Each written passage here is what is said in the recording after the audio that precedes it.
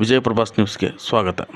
ದಾವಣಗೆರೆ ಜಿಲ್ಲೆ ಹರಿಹರ ತಾಲೂಕು ಹರಿಹರ ನಗರದಲ್ಲಿ ತಾಲೂಕು ಕ್ಷೇತ್ರ ಶಿಕ್ಷಣ ಅಧಿಕಾರಿ ಕಾರ್ಯಾಲಯ ಹಾಗೂ MRB ಪ್ರೌಢಶಾಲೆಯ ಸಹಯೋಗದಲ್ಲಿ ಹರಿಹರ ನಗರದ 2ರ ವಲಯ ಮಟ್ಟದ ಪ್ರೌಢಶಾಲೆಗಳ ಕ್ರೀಡಾಕೂಟ 2024 ಹಾಗೂ 2025 ಸಾಲಿನ ದಿನಾಂಕ 27ರಿಂದ 28ರವರೆಗೆ ನಗರದ ಮಹಾತ್ಮ ಗಾಂಧಿ ಮೈದಾನದಲ್ಲಿ ಆಯೋಜಿಸಲಾಗಿದೆ.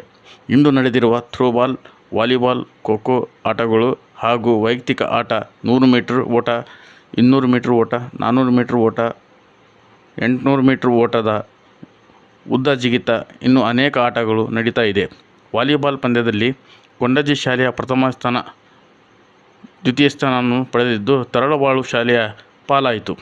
ಈ ಸಂದರ್ಭದಲ್ಲಿ ನಮ್ಮ ವಾಹಿನಿಗೆ ದೈಹಿಕ ಶಿಕ್ಷಕರು, ವಿದ್ಯಾರ್ಥಿಗಳು ಮಾತನಾಡಿದರು. ವಿಜಯಪ್ರಭಾಸ್ ನ್ಯೂಸ್, ಶೇಖ್ ಅಲ್ತಾಫ್, ಹರಿಹರ.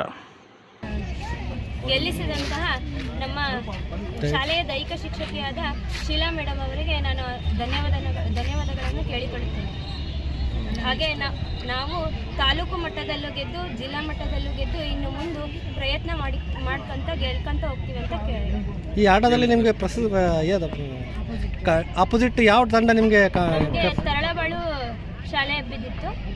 ಟಫ್ ಆಗಿ ಯಾವ ತಂಡ ನಿಮಗೆ ಅನಿಸಿತ್ತು? ತರಳಬಾಳುನೇ ಅನಿಸಿತ್ತು. ಆದರೂ ನಾವು ಪ್ರಯತ್ನ ಮಾಡಿ ಚೆನ್ನಾಗಿ ಗೆದ್ದಿದ್ದೀವಿ.